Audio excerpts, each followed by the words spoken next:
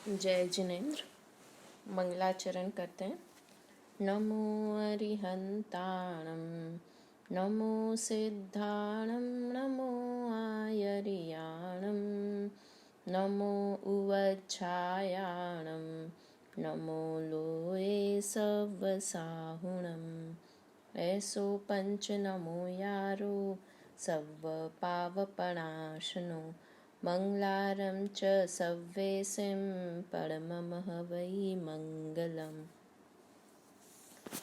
कल हमने 3 पाठों की चर्चा की थी।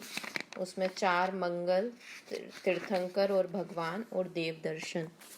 तीर्थंकर और भगवान पाठ में एक बात रह गई थी जो कल बताने के लिए, कि एक से अधिक नाम किन तीर्थंकरों के हैं।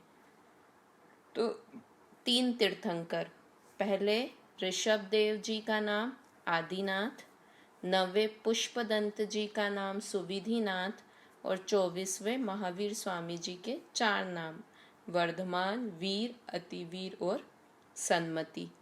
और 5 बालयति तीर्थंकर कौन से हैं, नाम पता भी होंगे आपको, पूजा करते हो 5 बालयति तीर्थंकर की। तो वासुपूज्य जी, मल्लीनाथ जी, नेमीनाथ जी, पार्श्वनाथ जी और महावीर स्वामी जी, ये 5 बालयति तीर्थंकर हैं।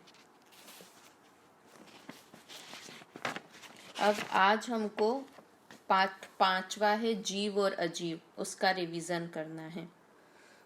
देखो, सबसे इम्पॉर्टेंट है, तो ये छोटी क्लास का पाठ लगता है कि सरल सा पाठ है, पता है जीव क्या है, कि जो जानता देखता है वो जीव है और जो जानता देखता नहीं है वह अजीव है।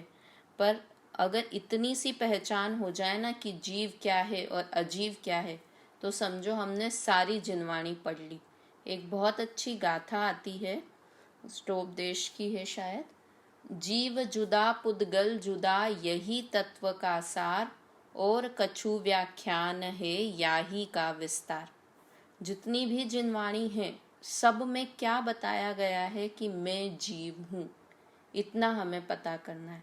जीव और अजीव ऐसे बोला जाए तो लिविंग और नॉन लिविंग थिंग, साइंस में पढ़ते थे ना, living and non living thing. तो उसमें साइंस में एक तो 2-3 चीज़ें, कि पहले क्या समझा जाता था कि जीव क्या है, जो चलता फिरता हो वो जीव है। अगर ऐसा माना जाए कि जो चलता फिरता है वो जीव है, तो इसमें क्या गलत हो जाएगा? क्या गलत हो जाएगा कि जब मैं बैठी हुई हूँ, अभी मैं बैठ के पढ़ा रही हूँ, आप बैठ के सुन रहे हैं, तो आप अजीब हो गए। और या फिर जो चीजें चलती हैं, कार चलती है तो कार जीव हो गई। तो ये बात तो गलत है कि जो चलता फिरता हो उसे जीव कहते हैं। कहीं कहते हैं कि जिसका वेस्ट प्रोडक्ट निकलता है ना, जिसमें से वेस्ट प्रोडक्ट निकलता है वो जीव है। जैसे हमारे मलमूत्र, पसीना आदि निकलता है, तो ऐसे डॉल के तो नहीं निकलता, गुड़ियाओं के तो नहीं निकलता है। तो ऐसा भी नहीं है कि जिसके वेस्ट प्रोडक्ट निकलता हो वो जीव है। क्यों नहीं है वैसा? क्योंकि अपन कुछ भी चीज़ बनाए ना, जैसे तेल निकलता है, तेल निकालते हैं मूंगफली का, तो क्या होता है, एक तरफ तो तेल निकलता जाता है और दूसरी तरफ वेस्ट प्रोडक्ट निकल जाता है। कपड़ा बनता है तो धुआं निकलता है मिलों में से। तो वैसा भी नहीं है। तो फिर बोलते हैं जिसको सांस चलती रहे वो जीव है। तो क्या ये सही है कि सांस चलती रहे तो जीव है? तो कितने लोग होते हैं ना, सांस रोक के रखते हैं, इतनी देर सांस रोक के रखो, वो अलोम विलोम क्या होता है योगा में। तो जितनी देर आपने सांस रोक के रखी है तब आप अजीब हो गए, उसका मतलब। तो ये परिभाषाएं सटीक नहीं है। तो सटीक परिभाषा क्या है, जीव किसे कहते हैं? जीव किसे कहते हैं की जगह भी हम बोलेंगे कि मैं कौन हूँ। तो मैं कौन हूँ? जीव हूँ। और जीव क्या है? कि जो जानता और देखता है, या जिसमें ज्ञान है वो जीव है। मुझ में ज्ञान है इसलिए मैं जीव हूँ। कितनी छोटी सी परिभाषा है एकदम, कि जो जानता है या जिसमें ज्ञान है वो जीव है, और वो जीव ही मैं हूँ। वास्तव में मैं ज्ञान करने के अलावा कुछ कर भी नहीं सकता हूँ। बोलते हैं ना, मैं एक हाथ भी हिलाने लायक मैं नहीं हूँ। हाथ में खुद में हिलने की योग्यता है, इसलिए हाथ हिलता है। किंतु मैं क्या कर सकता हूँ, मैं जानने का काम कर सकता हूँ कि हाथ हिल रहा है, ऐसा मैं ज्ञान कर सकता हूँ।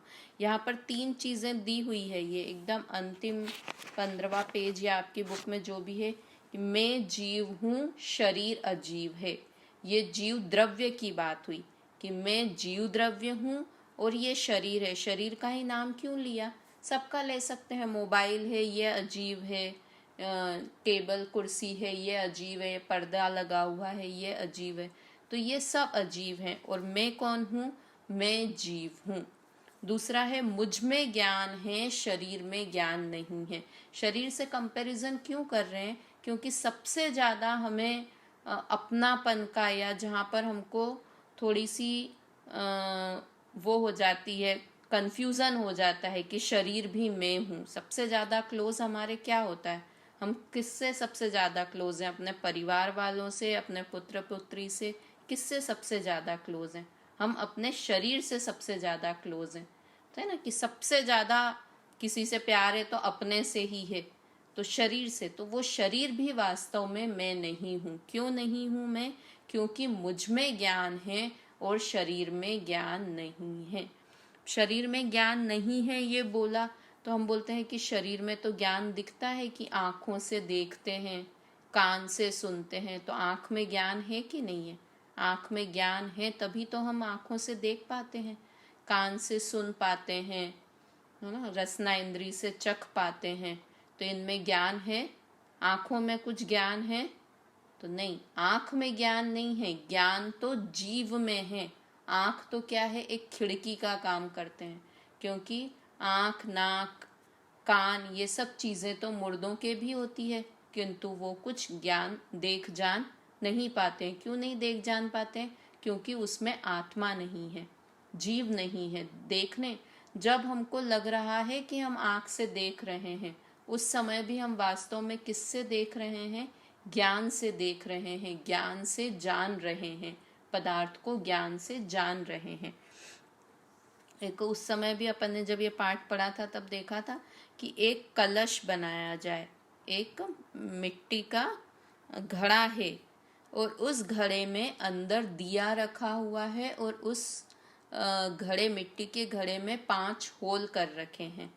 अब उसमें ऊपर से ढका हुआ है वह घड़ा, तो बाहर रोशनी निकल रही है उन 5 छेद में से। वो 5 होल कर दिए ना घड़े में, तो उनमें से रोशनी निकल रही है। तो बताइए वह रोशनी किसकी है, वो उन छेद की रोशनी है या जो अंदर दीपक रखा हुआ है उसकी रोशनी है। तो क्या कहेंगे कि वो जो अंदर दीपक है ना उसकी रोशनी है। वो छेद तो खाली उसमें से निकलने का, रोशनी को निकालने का काम कर रहे हैं। वैसे ही जान हम किससे रहे हैं कि जो ये शरीर के, घट रूपी शरीर के अंदर जो आत्मा है ना, शरीर के अंदर जो आत्मा है, वास्तव में ज्ञान करने का काम वही कर रहा है। ये जो हम हाथ से, स्पर्शन इंद्री से ज्ञान करते हैं, हाथ से ज्ञान करते हैं, कान से ज्ञान करते हैं, आँख से ज्ञान करते हैं, ये तो सिर्फ एक रास्ते हैं। जैसे वो होल है ना जिसमें से रोशनी निकल रही है, तो वास्तव में रोशनी किसकी है कि दीपक की रोशनी है। वैसे ही ज्ञान किसका है कि आत्मा का ज्ञान है। तो इसलिए मैं जीव द्रव्य हूँ और मुझ में ज्ञान है। ज्ञान क्या है, गुण। यहाँ पर 2 चीज बताई कि मैं जीव द्रव्य हूँ, शरीर अजीव द्रव्य है। मुझ में ज्ञान है, शरीर में ज्ञान नहीं है। शरीर कुछ भी ज्ञान नहीं है शरीर में, है ना। और मुझ में सुख है, शरीर में सुख नहीं है। फिर तीसरा है पीछे पेज पे, मैं जानता हूँ, शरीर कुछ जानता नहीं है। जानता हूँ ये पर्याय की बात, जो मैं 3 चीज बताना चाह रही हूँ ना इसमें, कि मैं जीव हूँ, अर्थात यहाँ द्रव्य की बात की कि मैं जीव द्रव्य हूँ। मुझ में ज्ञान है, अर्थात मेरे गुणों की बात करी कि मुझ में क्या गुण है, ज्ञान मेरा गुण है। कितनी अच्छा गुण है। इस तीनों लोक में सबसे ज्यादा महान क्या चीज है कि ज्ञान। जिसके पास ज्ञान है उसके पास सब कुछ है। तो मेरे पास क्या है, ज्ञान है ना, इसलिए मैं सबसे ज्यादा इस दुनिया में सबसे महान पदार्थ कौन है? कि जीव है। क्यों है जीव सबसे महान पदार्थ? क्योंकि जीव में ज्ञान है। जीव में ज्ञान है अर्थात मुझ में ज्ञान है, इसलिए मैं इस तीनों लोक में सबसे महान पदार्थ हूँ। तो पहला तो द्रव्य हुआ। क्या है द्रव्य? मैं जीव द्रव्य हूँ और शरीर अजीव द्रव्य है। दूसरा, मुझ में ज्ञान है और शरीर में ज्ञान नहीं है। शरीर में ज्ञान नहीं है का अर्थात शरीर में ज्ञान नहीं है, ज्ञान गुण की बात कर रहे हैं ना, तो मुझ में और कौन कौन से गुण हैं? कि ज्ञान गुण है, सुख गुण है। मुझ में सुख गुण है और शरीर में सुख गुण नहीं है। मुझ में वीर्य गुण है और शरीर में वीर्य गुण नहीं है। मैं जानता हूँ, शरीर कुछ जानता नहीं है। ये पर्याय की बात की कि ज्ञान गुण है और जानना पर्याय है। जीव द्रव्य है, ज्ञान गुण है और जानना उसकी पर्याय है। पर्याय किसको कहते हैं? आगे के पाठों में आपने अपने पढ़ रखा है ना, अपन ने आगे के भागों में। किसे कहते हैं पर्याय? परिणमन को, गुणों में होने वाले प्रति समय के परिणमन को। गुणों में जो प्रति समय, तो ज्ञान तो गुण है, किंतु ज्ञान गुण से हम कर क्या रहे हैं? ज्ञान गुण का परिणमन क्या हो रहा है?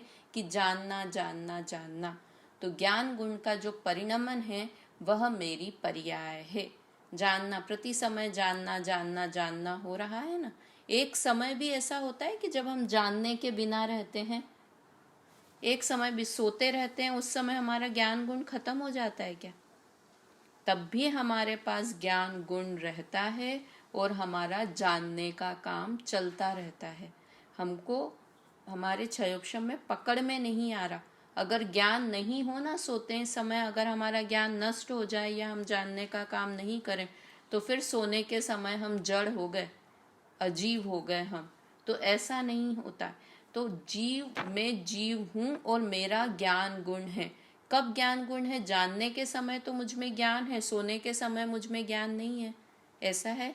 ऐसा नहीं है। हमेशा एक छोटा सा बालक हो ना, जन्म लेता हुआ ही बिल्कुल एक दिन का, एक मिनट का बालक, उसमें भी ज्ञान गुण है और मरने के समय तक भी। ये तो इस पर्याय की बात हुई। किंतु मैं जब से हूँ, जीव अनादि से है, तो जीव में ज्ञान गुण कब से था? ऐसा था कि पहले जीव अलग था, फिर कहीं से लाके उसमें ज्ञान गुण डाल दिया गया हो? ऐसा भी नहीं है। कि जीव जब से जीव है तब से जीव में ज्ञान गुण है और उसकी जानने जानने जानने की पर्याय हो रही है। तो वैसे ही मैं जीव द्रव्य हूँ, मुझ में ज्ञान है और मैं ज्ञान गुण से प्रति समय जानने जानने जानने का काम मेरा हो रहा है। जानने का काम होना ये पर्याय का काम है। तो तीन चीजें हमको याद रखनी। क्या तीन चीजें? एक तो द्रव्य, एक गुण और एक पर्याय। तो मैं कौन सा द्रव्य हूँ? कि मैं जीव द्रव्य हूँ।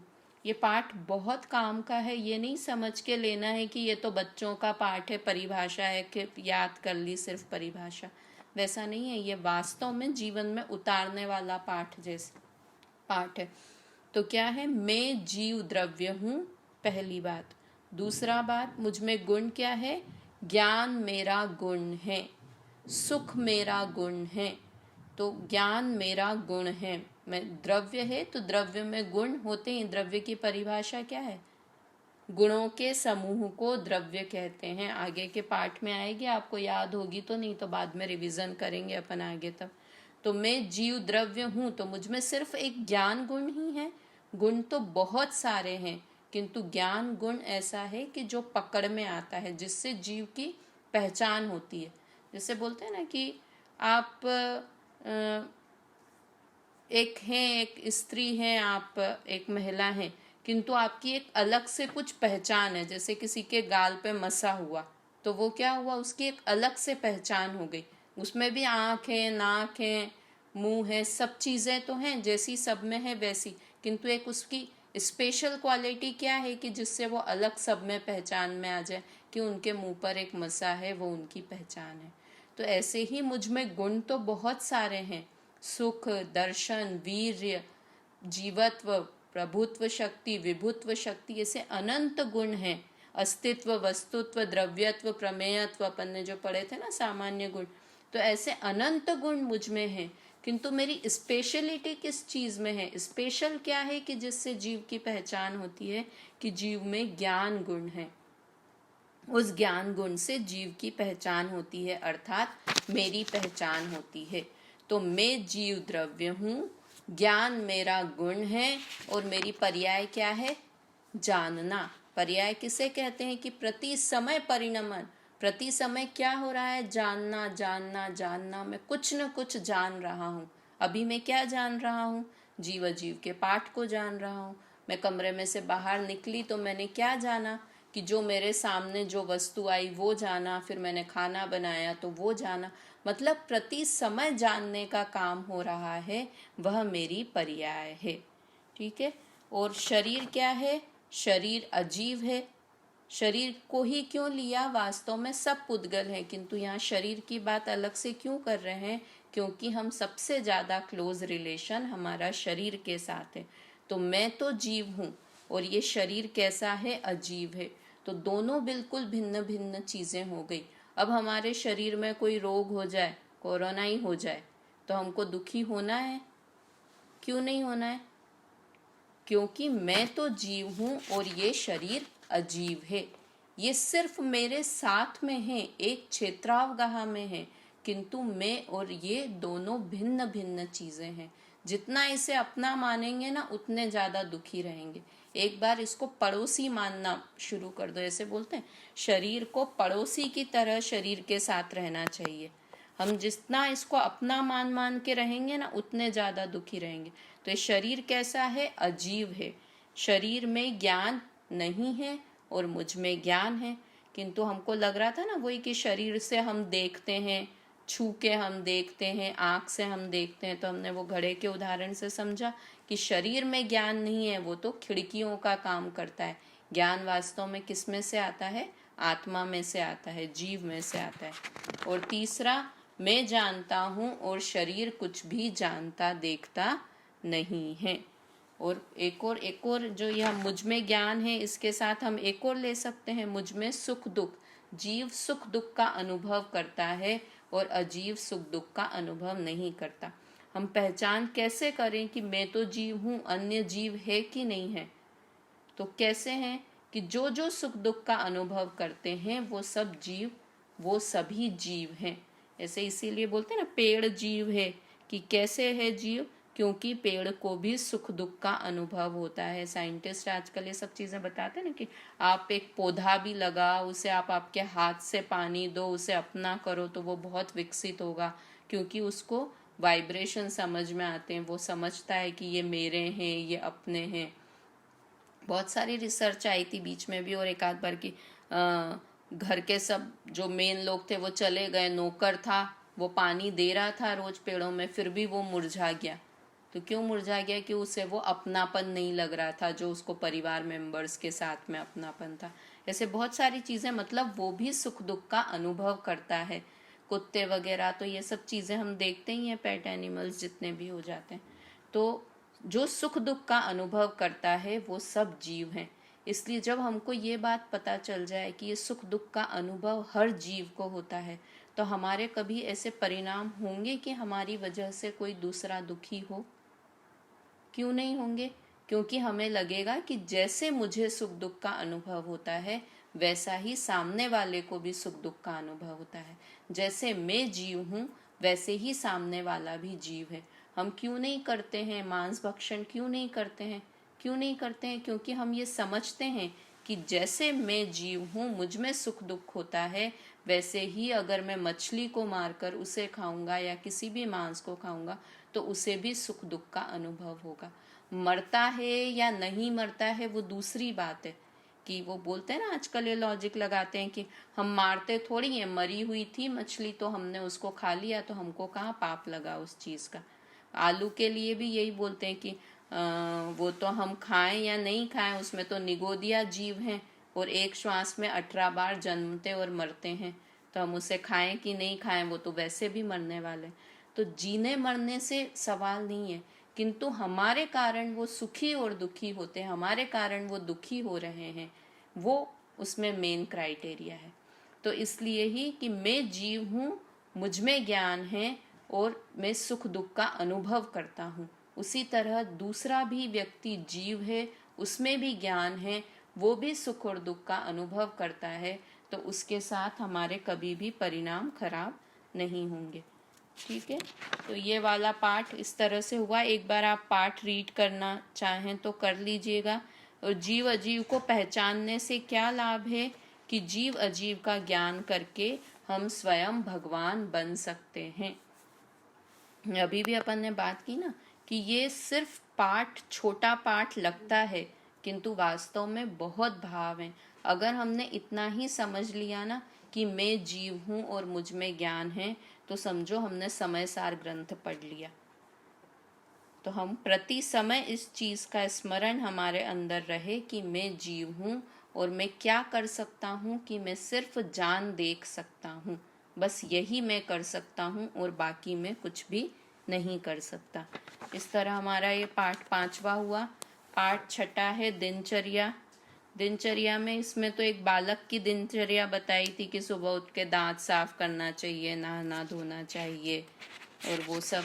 तो ये तो अपने को ऐसा नहीं है, किंतु अपने लिए क्या है कि दिनचर्या एक फिक्स रूटीन लाइफ में होना चाहिए कि ये मुझे करना है और ये मुझे करना है। में क्या स्पेशल बात है कि मुझे अपने शरीर के लिए समय निकालते हैं, तो मुझे अपनी आत्मा के लिए भी समय निकालना है।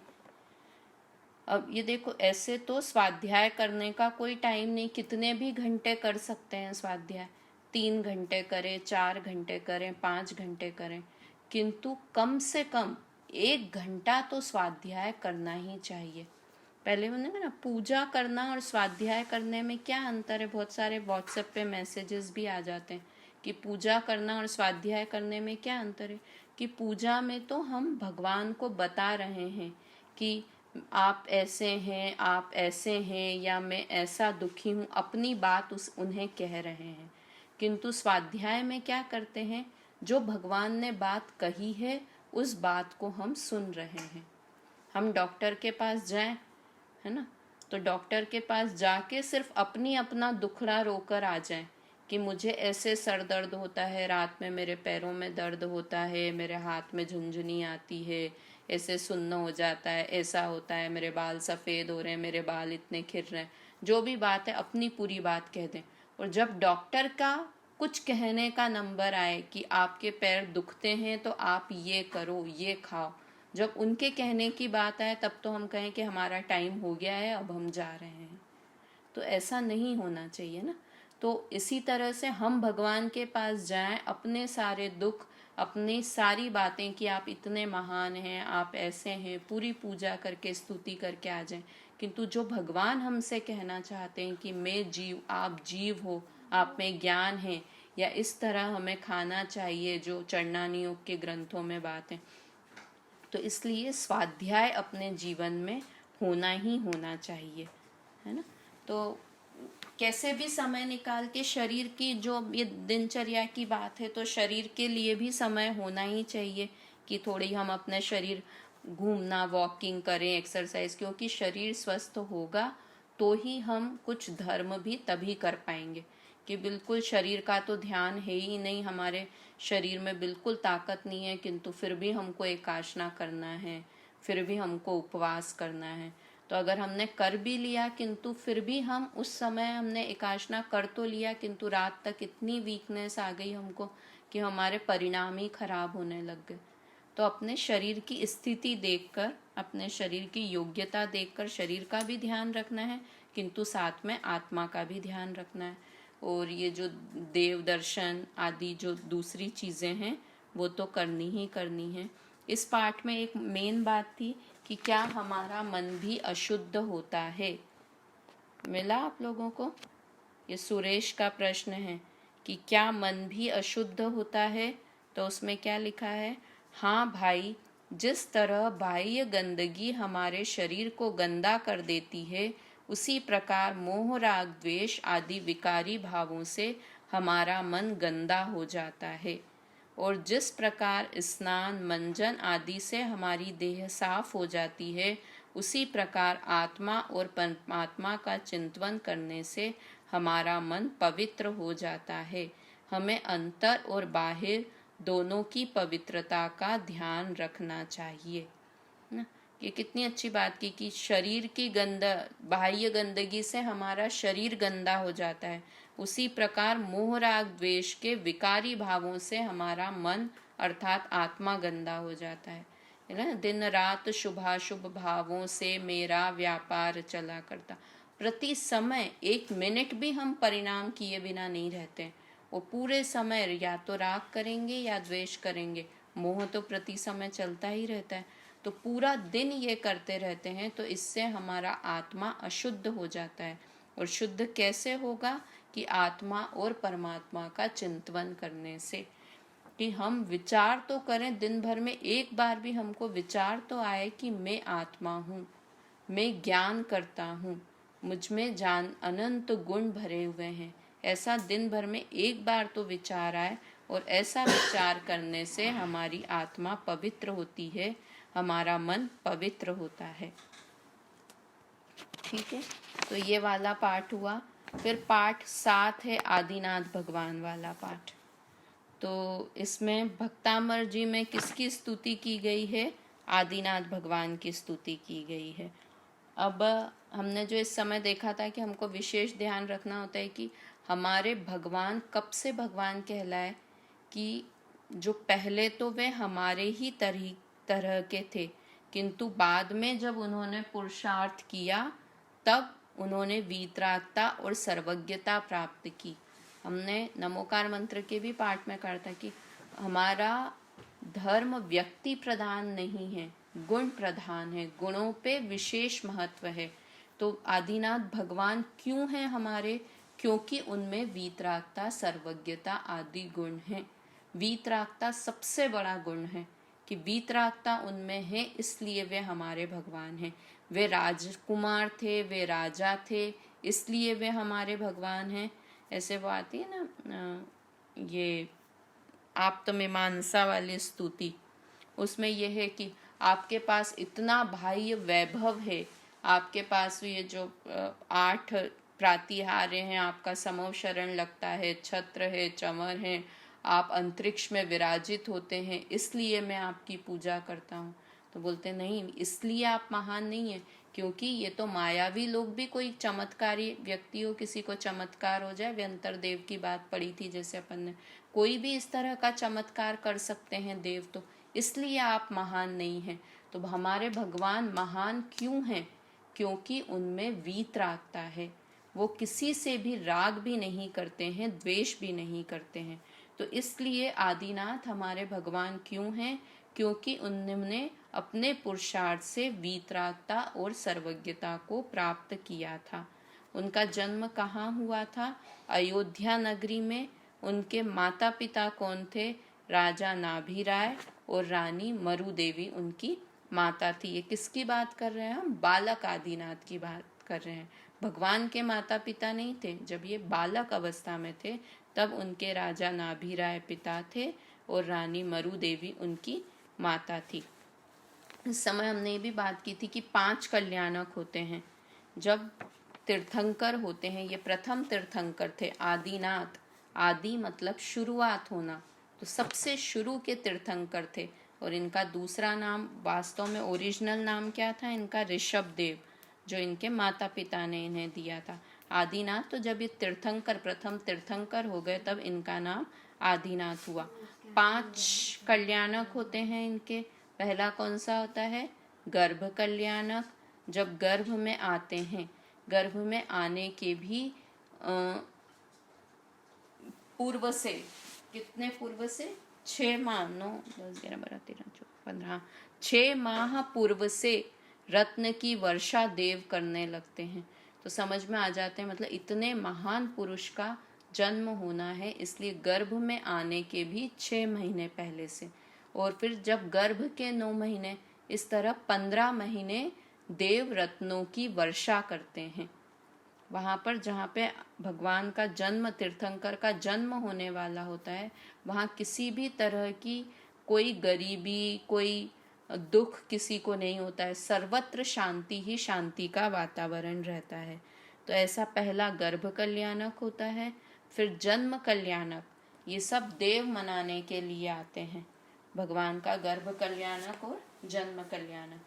फिर उसके बाद होता है तप कल्याणक। तप कल्याणक किसे कहेंगे कि जब दीक्षा लेते हैं, जब वे राजकुमार दीक्षा लेते हैं वन में जाकर, और तब कौन से देव आते हैं, हमने आगे पढ़ा था, लोकांतिक देव। लोकांतिक देव उनकी अनुमोदना करने 5वें ब्रह्म स्वर्ग से लोकांतिक देव आते हैं। तो अब तीसरा तप कल्याणक, चौथा ज्ञान कल्याणक, है ना। ज्ञान कल्याणक मतलब केवल ज्ञान कल्याणक, जब वे मुनि अवस्था में हैं और 48 मिनट तक लगातार आत्मा का ध्यान करते रहते हैं, तब वे अरहंत बन जाते हैं। अरहंत बन जाते हैं तो अभी उनकी आयु पूर्ण नहीं हुई है, किंतु वे अरहंत ही हैं, मतलब वे मनुष्य गति में ही हैं। अभी समझ में आया ना कि अरहंत अवस्था तो संसार में ही है, अभी उनकी आयु पूर्ण नहीं हुई है, तो वे अरहंत अवस्था में हैं तब। और फिर जब अरहंत अवस्था में हैं और जब आयु समाप्त हो गई, तो उसे कहते हैं कि उन्हें मोक्ष प्राप्त हो गया। तो पांचवा होता है मोक्ष कल्याणक। तो पहला हुआ गर्भ कल्याणक, दूसरा जन्म कल्याणक, तीसरा तप कल्याणक जब वे मुनिराज बनते हैं, चौथा केवल ज्ञान कल्याणक जब वे अरहंत बनते हैं, और पांचवा मोक्ष कल्याणक जब वे सिद्ध बन जाते हैं। तभी तो जब आयु कर्म है तब तक तो अरहंत रहते हैं, उनके शरीर है, जैसा शरीर था, जैसा राजकुमार आदिनाथ का शरीर था, वही शरीर है अरहंत भगवान के, वो परम औदारिक हो गया है। और उसके बाद जब सिद्ध बन गए तो शरीर से रहित हो गए, तब आयु कर्म खत्म हो गया, तो मनुष्य आयु ही खत्म हो गई, मनुष्य शरीर में थे ना, तो मनुष्य आयु, तीर्थंकर नाम कर्म का उदय चल रहा था, सारे कर्म, तो 4 कर्म तो जब अरहंत बने तब खत्म हो गए, और बाकी के 4 कर्म वेदनी, आयु, नाम और गोत्र, ये भी जब समाप्त हो गए तब वे सिद्ध परमात्मा हो जाते हैं। तो जब ये राजकुमार थे तब उनका विवाह भी हुआ था, उनकी 2 शादियां हुई थी। पहली पत्नी का नाम नंदा, जिससे भरत चक्रवर्ती आदि 100 पुत्र हुए थे, और दूसरी ब्राह्मी नामक पुत्री हुई थी। ये अवसर्पणी काल का दोष माना जाता है कि तीर्थंकरों की वैसे पुत्रियां नहीं होती है। ऐसे बोलते हैं ना, जैसे अपने की जैसे लड़के, अभी तक भी यही प्रथा चलती है कि लड़के लड़कियां हैं तो लड़की वालों को झुकना पड़ता है माँ बाप के सामने। तो जो इनकी पुत्रियां हुई थी, ब्राह्मी और सुंदरी नाम की पुत्री, इन्होंने शादी नहीं की, ये दोनों ब्रह्मचारी रही। क्यों ब्रह्मचारी रही? क्योंकि उनके पिता होते आदिनाथ भगवान, और लड़की का पिता है तो किसी के सामने उन्हें झुकना पड़ता। तो इसलिए कहा जाता है कि अब तो आजकल तो ये बात नहीं चलती है, सब बराबर हो गए, क्या लड़की के पिता, क्या लड़की के माँ बाप, और क्या लड़के के माँ बाप, सब बराबर हो गए। किंतु उस समय था तो उन्होंने, इसलिए उन दोनों ने, ब्राह्मी और सुंदरी ने, विवाह भी नहीं किया था, वे दोनों ब्रह्मचारी रही थी। और वास्तव में तीर्थंकर के कभी भी पुत्री नहीं होती है, किंतु ये काल का दोष था कि उन पुत्रियां उत्पन्न हुई उन्हें। और ये भी बहुत आर्य का थी ये, और बहुत, जैसे ब्राह्मी लिपि जो निकली है ना अपने मैथ्स, ये जो लिखने के काम में आती ब्राह्मी लिपि, जिससे अक्षर वगैरह सब निकले हैं, वो ये ब्राह्मी के नाम से ही निकला हुआ है, ब्राह्मी लिपि। और सुंदरी भी बहुत, ये आर्ट वगैरह में बहुत मास्टर थी। तो ये दोनों ही बहुत अच्छी, मतलब बहुत समझदार थी, और ये बाद में आर्य का बन गई थी, इन्होंने विवाह नहीं किया था। मतलब इनके तो आदिनाथ भगवान का देखो कितना अच्छा परिवार ही, कितना अच्छा था। भरत चक्रवर्ती तो उनके पुत्र थे, बाहुबली कामदेव थे, इतने सुंदर थे बाहुबली, मतलब सब उनके परिवार में एकदम बहुत सब सुख सुविधाएं थी। जैसे इतनी अच्छी, इतनी समझदार इस पुत्रियां थी। भरत चक्रवर्ती 6 खंड का उनका पुत्र था, बाहुबली उनके पुत्र थे। तो क्या जरूरत थी उनको ये सब छोड़ के जाने की, किंतु फिर भी उन्होंने इस सब को असार जाना। हमारे तो घर में सब सुख सुविधा हो ना, आज्ञा, वो बोलते हैं ना, पहली सुख निरोगी काया, दूजा सुख पैसों की माया, तीजा सुख वो सुनने वाली स्त्री, और चौथा सुख पुत्र हो आज्ञाकारी। तो ये सुख सुविधाएं सब हो तो क्या बोलेंगे कि हमारा तो यही मोक्ष है, हम यही स्वर्ग है, हमको स्वर्ग जाने की क्या जरूरत है, सब कुछ है हमारे पास, मेरा शरीर अच्छा है, मेरे पास पैसे हैं, मेरी पत्नी अच्छी है, मेरे बच्चे बहुत अच्छे हैं, तो मुझे तो कुछ धर्म करने की भी जरूरत नहीं है और मेरे लिए तो यही स्वर्ग है। तो भगवान आदिनाथ से अच्छा किसके पास होगा कि उनके तो इतने चक्रवर्ती, पैसों की कोई कमी नहीं और इतने आज्ञाकारी पुत्र पुत्रियां थे, किंतु फिर भी सबको तृण सम त्याग, एक तिनके के समान त्याग कर सबके सब तीर्थंकर मोक्ष में चले गए। देखो तीर्थंकरों का इतना पुण्य होता है, ये बोलते हैं ना, जो संसार विषय सुख हो तो तीर्थंकर क्यों त्यागे। अगर संसार में सुख होता, जब हमको ऐसा लगने लगे ना कभी कभी अपने पुण्य के ऊपर बहुत कि अरे मेरे पास तो सब कुछ है, दुखी तुमको धर्म करने की तुमको जरूरत है। कई लोग बोलते हैं कि तुम जो दुखी होते हैं ना वो लोग धर्म करते हैं, ये भी परिभाषाएं होती हैं। मेरे स्कूल फ्रेंड्स हैं वो लोग सब यही कहते हैं, क्या पूजा पाठ में लगी रहती है, मंदिर में लगी रहती है, तेरे घर में कुछ परेशानी है क्या? तो मैंने कहा परेशानी हो तो धर्म करते हैं क्या? तो सुख सुविधाएं सब थी आदिनाथ भगवान के पास भी, किंतु उन सब सुख सुविधाओं को उन्होंने उसमें सुख नहीं माना कि ये सब तो इंद्रिय जनित सुख है, आकुलता देने वाला सुख है, तो इस सब को छोड़कर वे मुनि बन गए, है ना। फिर एक बार वो नीलांज, कैसे उन्हें वैराग्य कैसे हुआ कि एक बार वो नीलांजना का नृत्य देख रहे थे और बीच में ही नीलांजना की मृत्यु हो गई। तो इस क्षण भंगुरता का ध्यान आया और वे राजपाट आदि सबको छोड़कर दिगंबर मुनिराज हो गए। फिर 6 माह तक तो आत्मा में लीन रहे और 6 माह तक उन्हें आहार की विधि नहीं मिली। टोटल 1 वर्ष का उपवास उनके हो गया कि 6 महीना तो आत्मा में लीन रहे और फिर 6 महीने तक विधि नहीं मिली। इसकी भी कहानी आती है कि उन्हें क्यों नहीं मिली थी आहार की विधि। उस समय हम लोगों ने बात की थी कि वही जब इन्होंने 80 कृषि का उपदेश दिया था, क्योंकि ये तीसरा काल खत्म हुआ और चौथा काल आया। तो तीसरे काल में तो कुछ खाना बनाने की, कुछ काम करने की ज़रूरत ही नहीं होती थी। क्यों नहीं होती थी तीसरे काल में?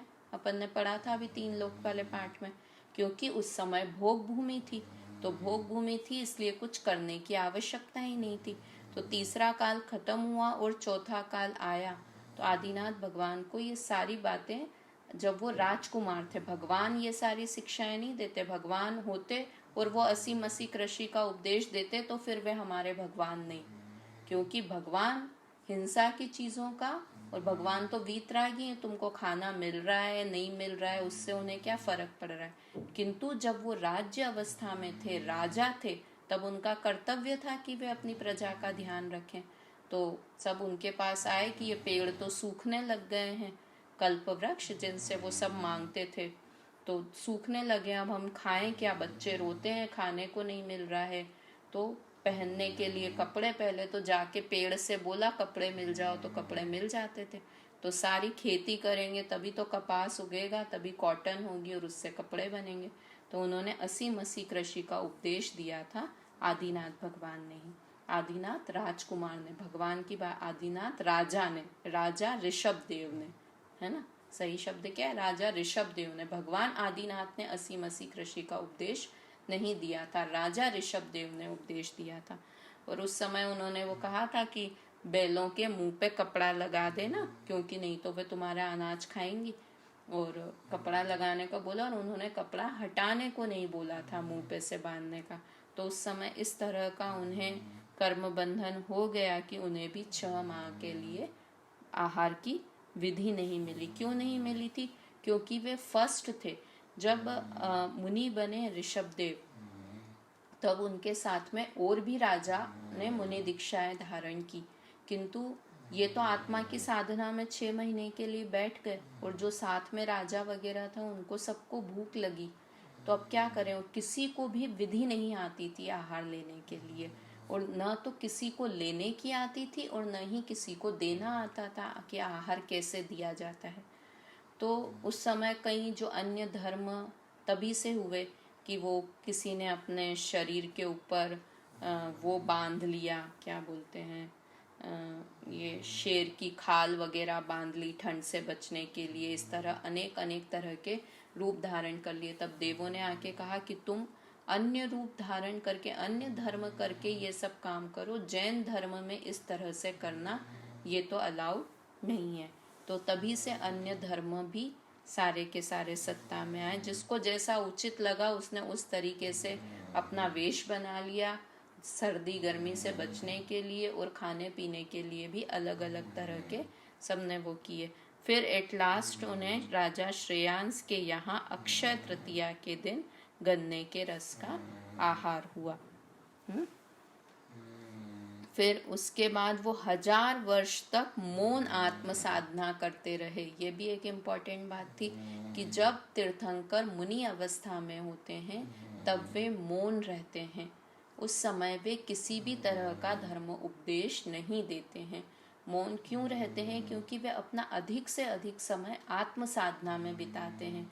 तो कुछ प्रवचन का उपदेश देने का ये प्रसंग ही नहीं बन पाता है। वो उस समय पूरी तरह से अधिक समय, क्योंकि प्रवचन देंगे, उपदेश देंगे, तो उनका समय जो उनको आत्म साधना में बिताना है वह समय कम होगा। तो इसलिए उस समय वे मुख्य रूप से आत्म साधना में ही लीन रहते हैं। इसलिए उपदेश आदि की भी बात नहीं होती। एक और ये तीर्थंकर मुनिराज का, जब मुनि अवस्था में होते हैं तीर्थंकर का जीव, तो ये एक अतिशय होता है कि उन्हें देखने मात्र से लोगों की शंका का समाधान हो जाता है ना। जो ये सन्मति महावीर के लिए ये प्रचलित है कि 2 मुनिराज आए, उन्हें कुछ जिज्ञासा थी, तो उन्होंने मुनिराज आदि महावीर को देखा और उनकी शंका का समाधान हो गया, तो उन्होंने उन्हें सन्मति नाम कहा।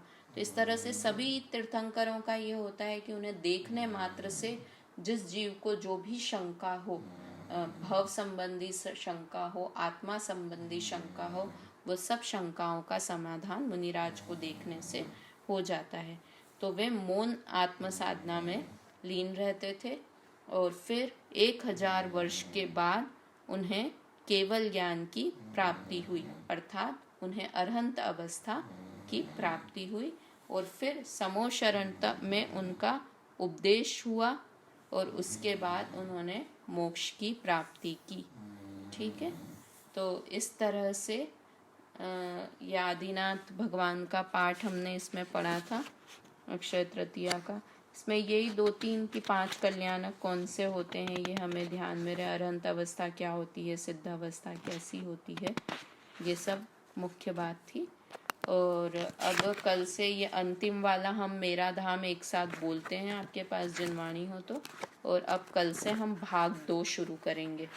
जो हमारा भाग 2 है वो कल हम शुरू करेंगे। आगे आगे के पाठ थोड़े भाग धीरे धीरे कठिन होते हुए, कितने अच्छे से लिखे हुए हैं ये सारे भाग, सरलता से कठिनता की ओर।